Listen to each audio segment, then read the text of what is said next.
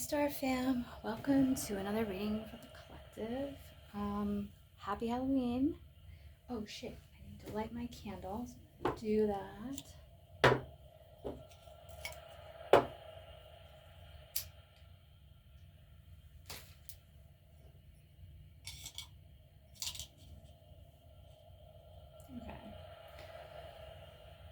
Okay. Sorry, but as a Scorpio, I don't really make small talk, so I'm not just gonna fill empty space with a bunch of words that I don't really resonate with. I'm just gonna do the readings, and if people show up, they show up, and if they don't show up, well, they're missing out. So we're gonna tap in and get some messages from the Most High God for everybody watching. Oh shit. Sorry, I thought I was set up, but am I?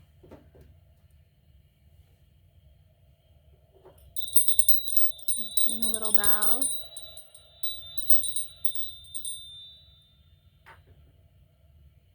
I hope you enjoy my ghost.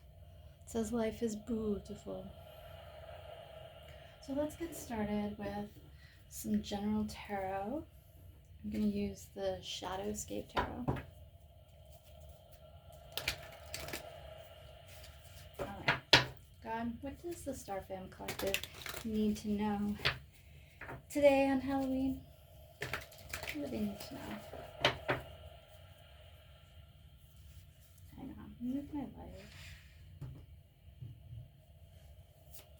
Okay.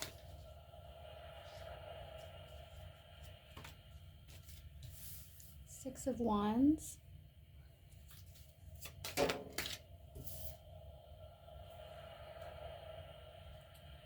The Moon.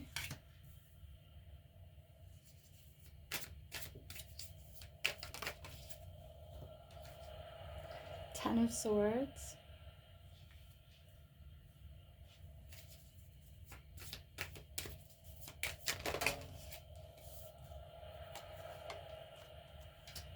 Eight of Cups.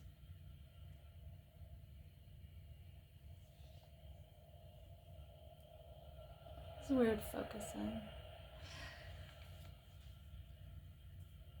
I tried flipping my camera around, or my phone around, so I don't know if that will make a difference. We'll see. And two more fell out. The Queen of Swords in reverse. And see that?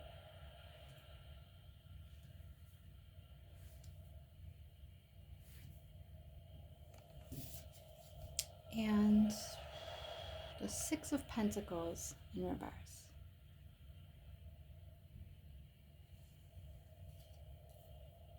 Okay.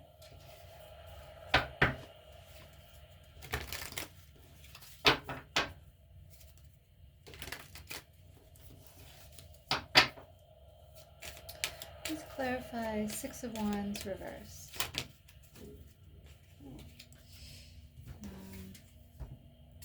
Four of Pentacles. So there might be someone, could be you collective, who isn't getting the recognition that they want or deserve. Maybe that has to do with holding on too tight. Death. So there might be some transformation that's happening. And what's this one? The Queen of Pentacles. So maybe that represents you collective and the energy that you're moving into. All right, let's clarify the Moon.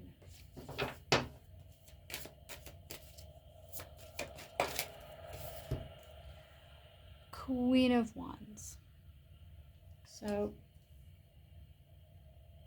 there might have been some hidden aspects that you've been dealing with, or it could represent being tied to the moon cycles, the calendar year. And this could have to do with your creativity, your expression, that inner spark. Can we get a couple more for the moon? The Page of Cups.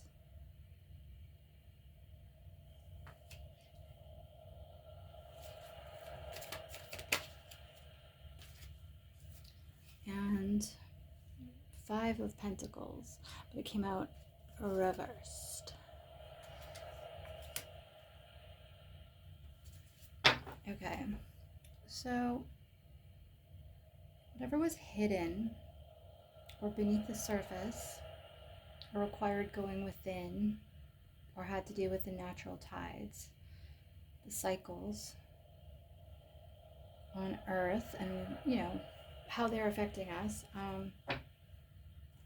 something to do with your creativity, your inner fire. And there might be an offer coming to you, an apology, an offer, an emotional offer, an offer of friendship or support.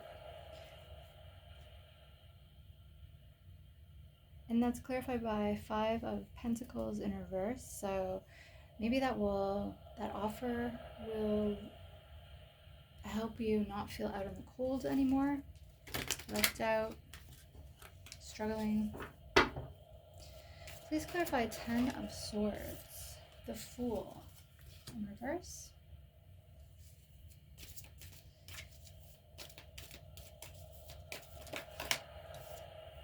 The Tower in reverse.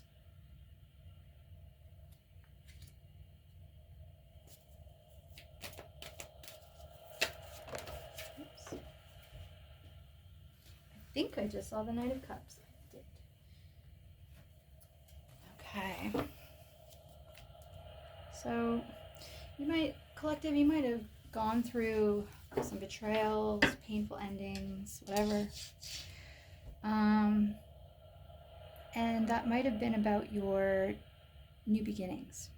So maybe your new beginnings were made more difficult or thwarted or took longer, or more painful because of these betrayals. I'm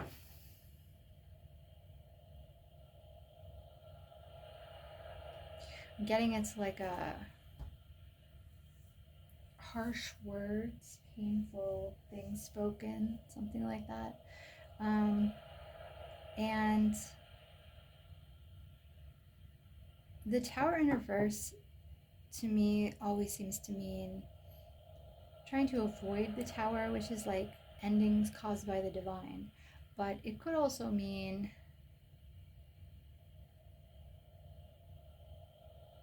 a tower that maybe you didn't cause, or a tower that is bringing good things. Like once in a while, the divine causes endings that are beyond our control, but they lead to something more positive. So it could be that.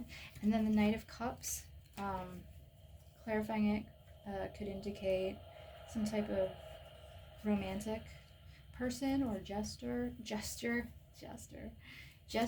or it could be like your own inner emotional optimism, you looking forward to something, you feeling bubbly and good inside, you moving forward emotionally, like a joyful expression of the Eight of Cups. That's what I'm getting from that. All right, and then the next one is the Eight of Cups. Okay, please clarify the Eight of Cups. Three of Pentacles in reverse.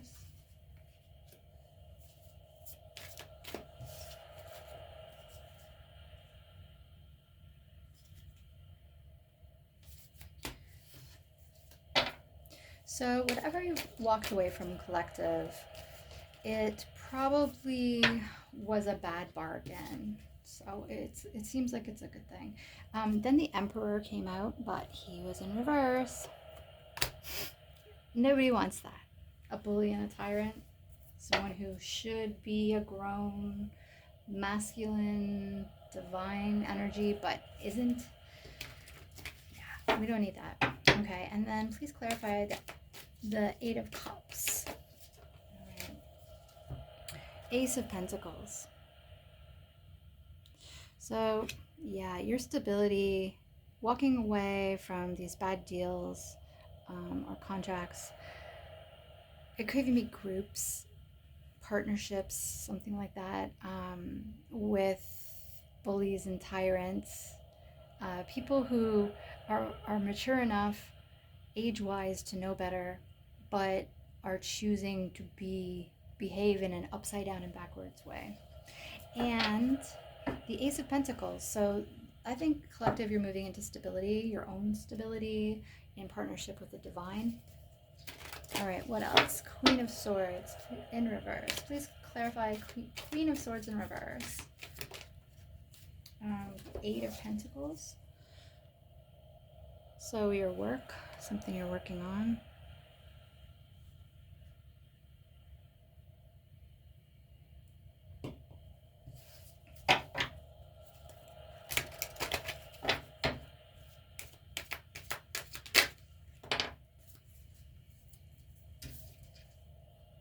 The Hermit.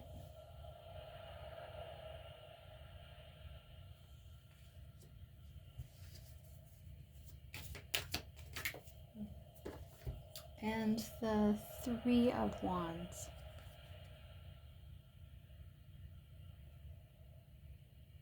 It's like it keeps you focusing. Okay.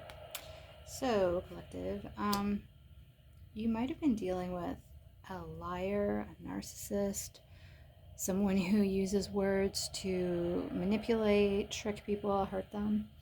And it could have had something to do with your work or what you're working on or what you're working towards. It looks like you went within, or you need to go within, but I'm getting the feeling that you've been led by the divine, by God, to walk away from these negative energies and work on yourself, hone your craft, heal, transform, transmute, and keep going forward. And the that line is clarified by Three of Wands. So you're looking forward to your future. You're looking forward to your path. It can mean waiting for, although this card is more like a travel card and instead of a ocean view with ships, indicating you're waiting for your ships to come in, as in the things that you've already invested in lie ahead of you and they're coming towards you. This picture doesn't have the ships, but it's the same meaning of you've come all this way, you've made your plans, you've stepped on your path, you are directing yourself forward. These are things you've invested in already that you're waiting to materialize. The last card is Six of Pentacles in reverse. So giving back to others, but in reverse. So maybe you weren't given to fairly, or you've had trouble being able to give for whatever reason. I mean, there's a lot of reasons, but we'll see. Let's get some clarification for that. So can you please clarify Six of Pentacles, Ten of Cups,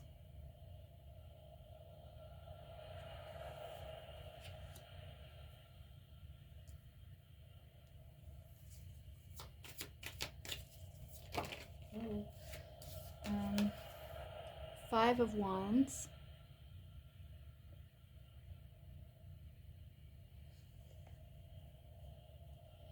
and Judgment.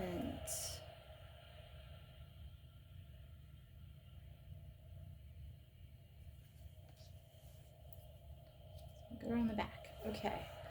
So if people weren't giving to you, or you were in a situation where you couldn't freely give, or you weren't in the position to give, that may have had something to do with your happily ever after, your emotional happiness, your future happiness.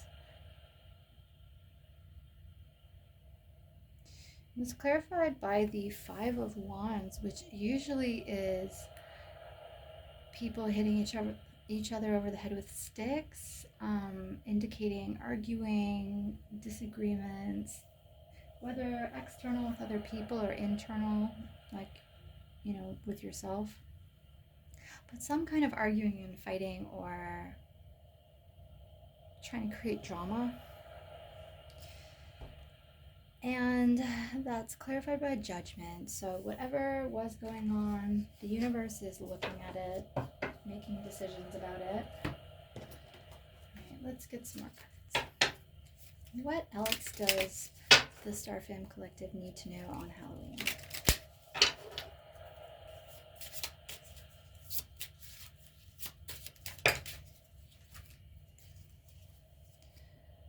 Bouquet of flowers, an absolute indication of long and happy life.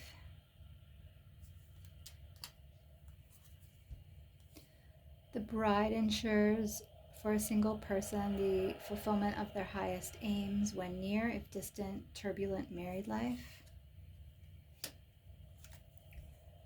The letter is a sign of good tidings when near, and when touching indicates unexpected good fortune.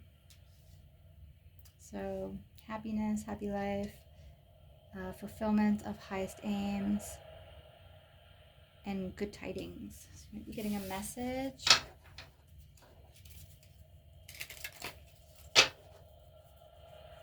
It looks like Libra energy to me. What else does the collective need to know?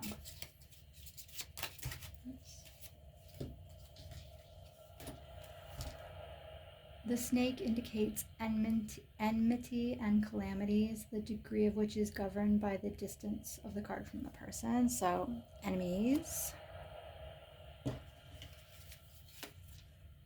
Children signify friendly disposition, gentleness.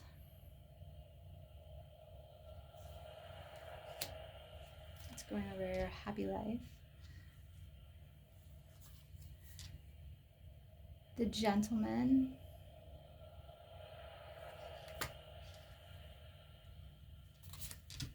The heart signifies great joy when near.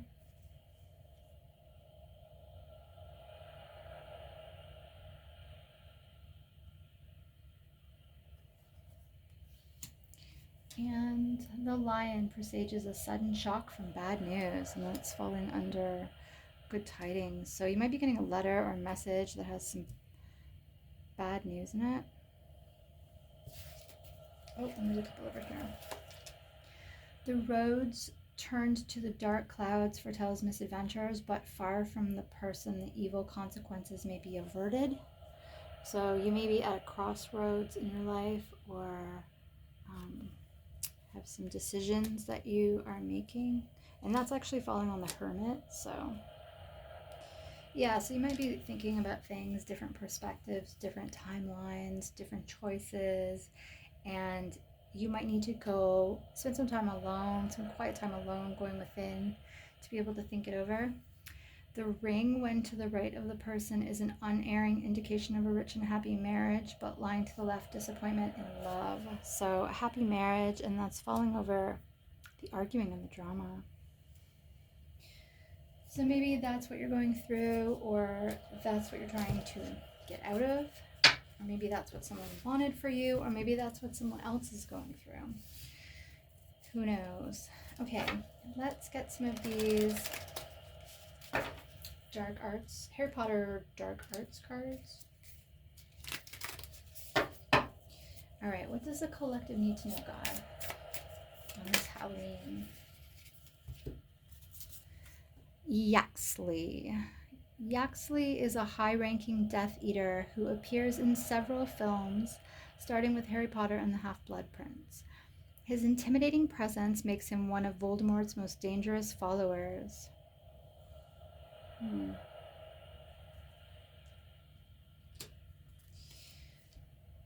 The Laceration Curse, Sectum Sempra. Sectum Sempra, a dark spell that causes large gashes as if they've been slashed with a sword, leaves its mark in Harry Potter and the Half-Blood Prince. In the film, Harry discovers his curse in the Half-Blood Prince's potions book, not realizing its brutal effects. Unable to resist testing it during a duel with Draco Malfoy, the result lands Draco in a gruesome situation. So I'm going to put this on the Ten of Swords. So maybe someone in your life tried to curse you or used words to hurt you, because swords represent communication. And maybe they didn't understand fully the consequences of their actions in attacking you like that, whether that was energetically, verbally, with magic, whatever. And as for Yaxley, I don't know. If you know more about Yaxley, that might be a special message for someone in the collective. And both of those cards have Harry Potter and the Half-Blood Prince mentioned. So if you haven't seen that movie, collective, that might be something you would want to see. There's like a special meaning in there for you. All right, let's get some more cards. What else does the collective need to know?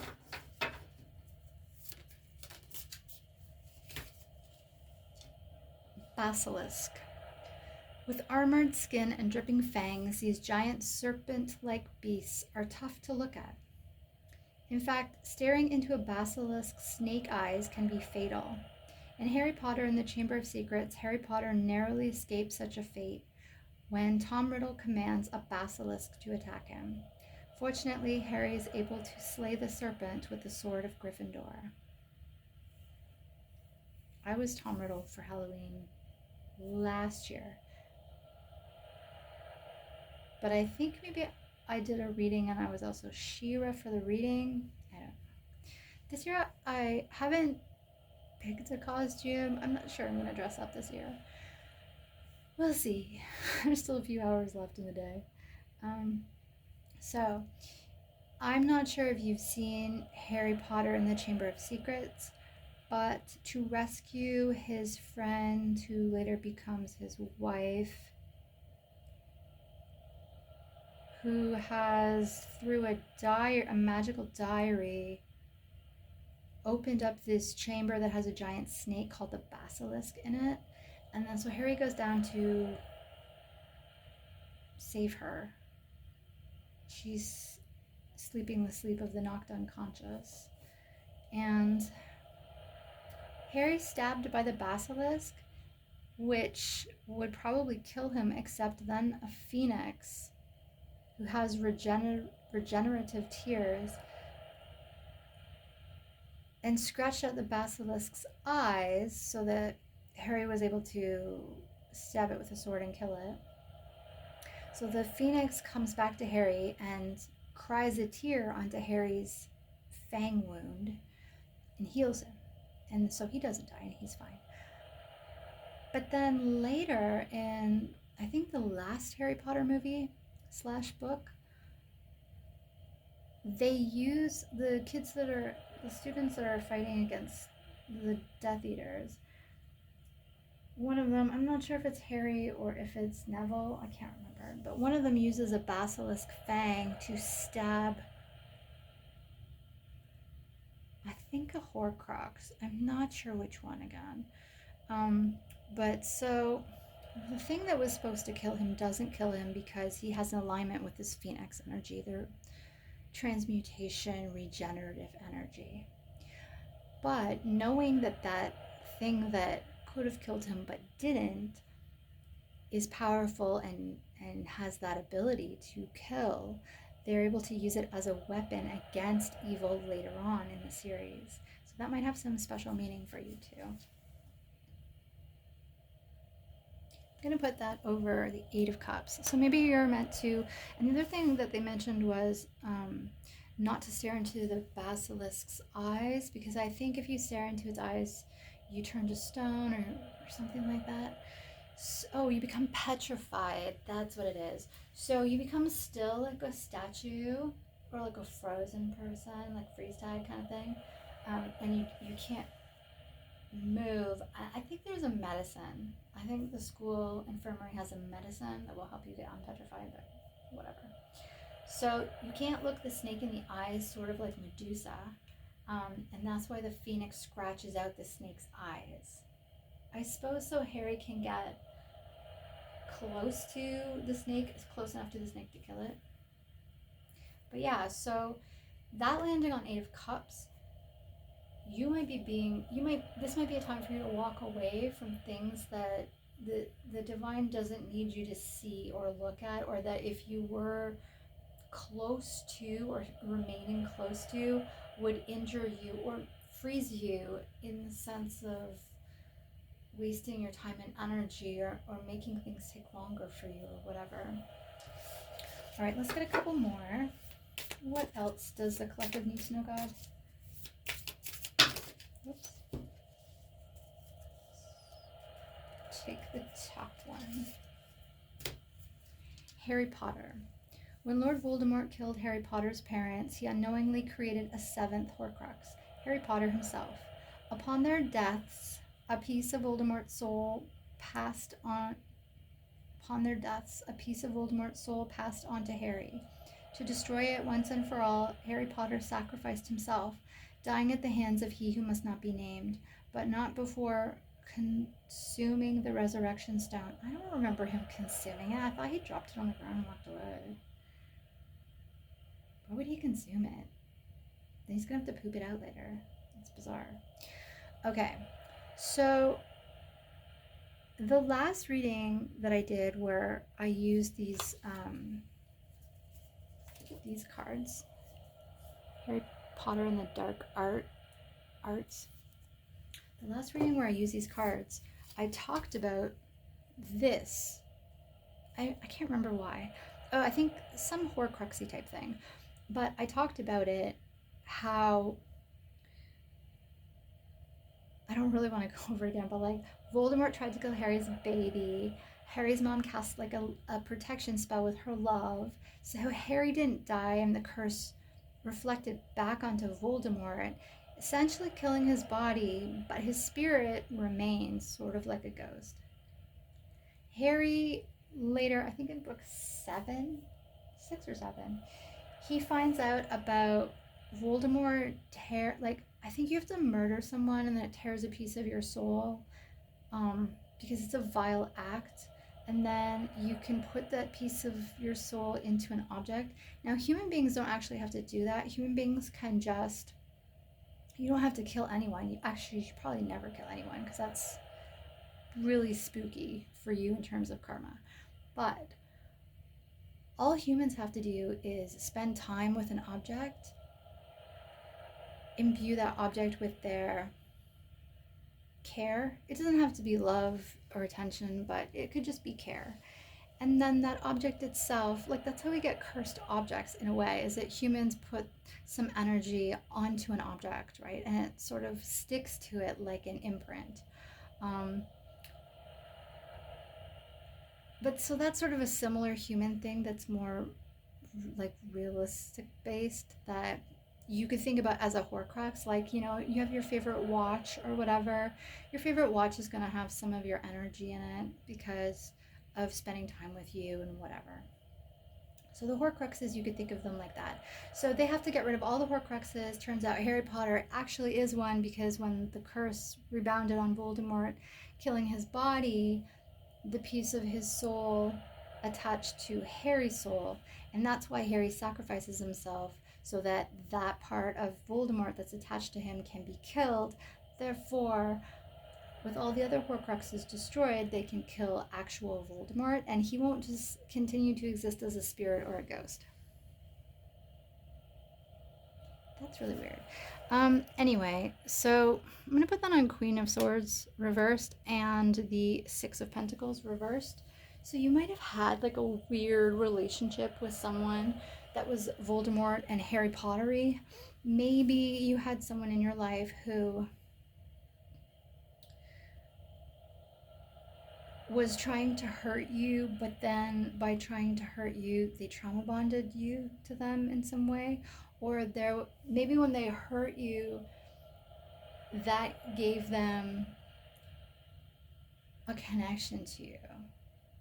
Like, sometimes, especially when we're little, sometimes if someone hurts us, it makes us really want them to like us, which sounds crazy, but it's kind of like you want, and that's what trauma bonding is in a way. It's like I treat you good and then I treat you bad, and when I treat you bad, you are hoping that I will treat you good again. So that's where your focus is, like, I'm trying to keep me happy so that I don't treat you bad again. People think that trauma bonding is when I have a trauma and you have a trauma and we bond over this shared trauma that we have. I mean, I guess technically that is bonding with trauma, but that's not what a trauma bond is. A trauma bond is when someone is nice to you and then they're mean to you, and then they're nice to you and then they're mean to you. And you end up walking on eggshells and sort of building your behavior towards them around trying to elicit them to give you that nice treatment again. So, collective, maybe you had some kind of Horcrux like tie with someone in your past. And you have to remember too that Voldemort was like the darkest wizard that ever lived. I think. I'm not sure, but I think he was. And Harry Potter was a baby. Now, why would the darkest wizard who ever lived and is a grown up attack a baby? Is that a fair fight? Can the baby even defend itself? You're the most powerful wizard and you're trying to kill a baby? Like, that's weird. That's not okay. I mean, obviously, killing is probably never okay, except in very specific circumstances. But I'm talking about the power imbalance. The power imbalance between an adult and a baby, and the power imbalance between the darkest, most powerful evil wizard that ever lived and a random baby who doesn't even walk or speak, has no idea what magic is to defend itself. And this is what happens. So, but the baby lived. And the baby grew up, and the baby fought back against that evil part of them, that wounded part of them, right? And eventually got to a point where they were strong enough to heal it, let it go, move on with their life. And we imagine that after that, Harry has a wonderful life, right? We imagine he's no longer tormented, there's no longer Death Eaters to fight off every day. Things cool down and he moves forward. Okay, collective, let's get you a Sacred Forest Oracle. Maybe we'll get a couple of these and just see what messages come out. But yeah, so if you have any trauma bonds or there was any unfair power imbalances and you're working on your healing of that right now, just know that you are not to blame for that. You can heal yourself, you can move forward, you can let go of things. And if there are unhealthy relationships you're in, especially if they're unfair power imbalances, then there is a future for you where you're not dealing with that person anymore. Voldemort, once they kind of figure out how to work through it, once Harry's strong enough to do that whole thing, they are able to defeat Voldemort. He dies, and as far as I know, he never does come back. So you can move forward, collective. And this might have had something to do, because I'm putting it on the Queen of Swords reversed and the Six of Pentacles reversed. So you might have been dealing with like a feminine air sign or a masculine in feminine energy that's an air sign, or even just someone who uses words to hurt or is like a narcissist or a liar, very manipulative with the words. And the Six of Pentacles in reverse would be like not giving back to others or not receiving from others. Not like there's clearly a lack of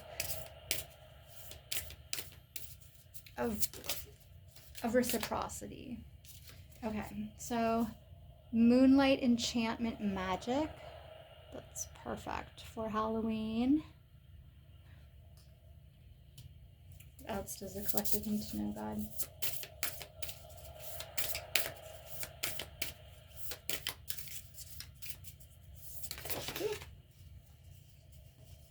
Okay. Fire Spirit Energy.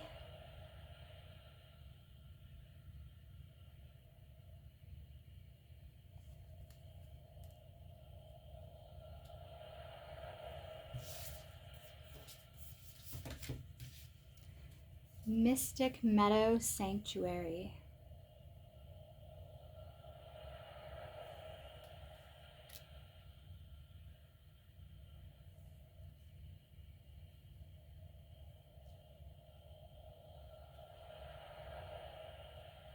I think we can get one more.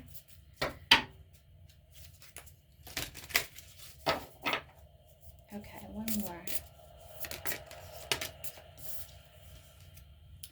Wild Rose Fairy Love.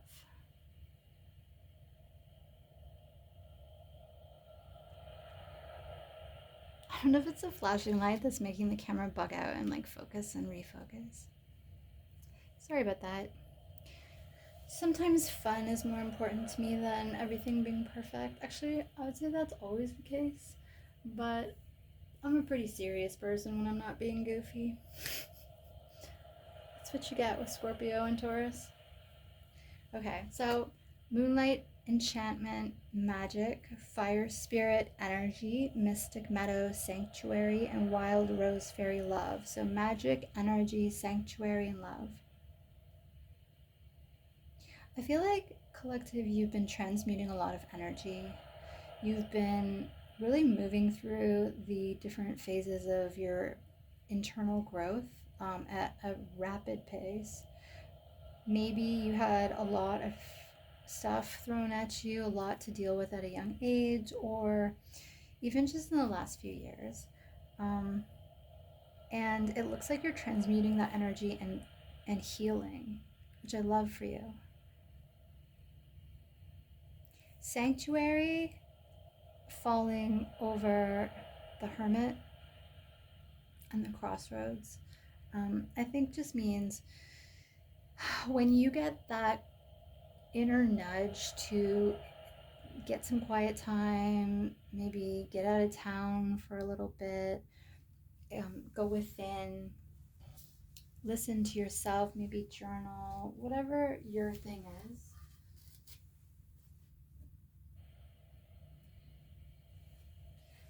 That you should listen to that intuition, and you should do that, because that is your call to take that time for your own healing, your own.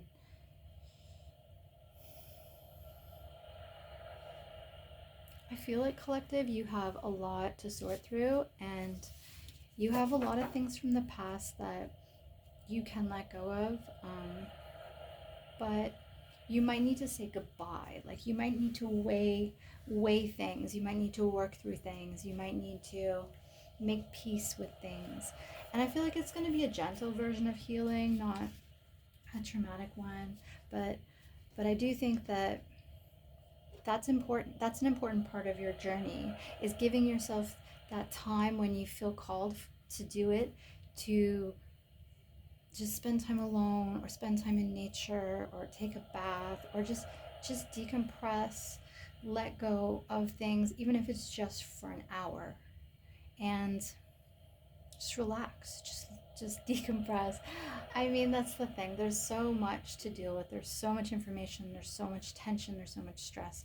But you can't be dealing with that 24/7, because you will have health problems. So it's important to also schedule in breaks. But what I'm really getting from this energy is that when you feel like, I just need to get out of town for a couple days, or I'm just going to go for a walk by myself, or whatever, I'm just going to take a long bath, or, tomorrow, let me, I've been really busy. Tomorrow, let me take a couple hours for myself to recharge. When you feel called to do that, collective, do that, because that is a huge part of your healing, and it's helping you refocus. And that's going to move you into love. And there's a lot of messages over here, like the Ten of Cups, children, the ring, the arguing and drama with others or yourself.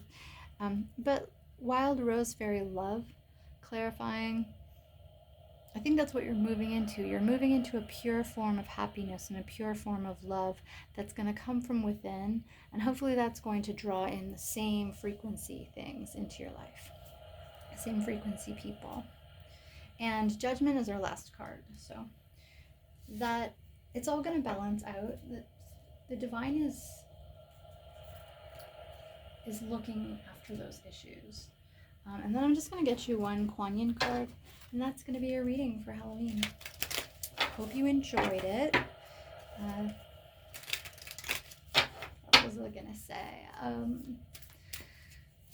Yeah, I don't know. If you're not into Halloween, that's okay too. And if you're super into Halloween, that's okay too. Everyone celebrates differently. Be guided now. Allow yourself to be guided. The guide cannot take the steps for you. That is your job. But the guide can show you the way. It is up to you if you choose to take it.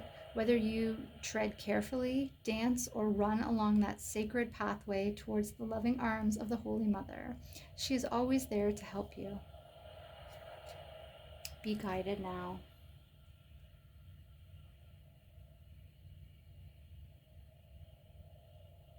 So I've been your guide for this 40 minutes or whatever it's been. But I think in general, the guide is your intuition and your higher self, if you're in connection with your higher self, or the Most High God, if that's what you believe in. So if you don't believe in God, trust your intuition. If you don't believe in intuition, trust your higher self, your guides, your ancestors, whoever you know leads you correctly. But I think more than anything, you have to listen to your own soul and your own intuition to know what works for you.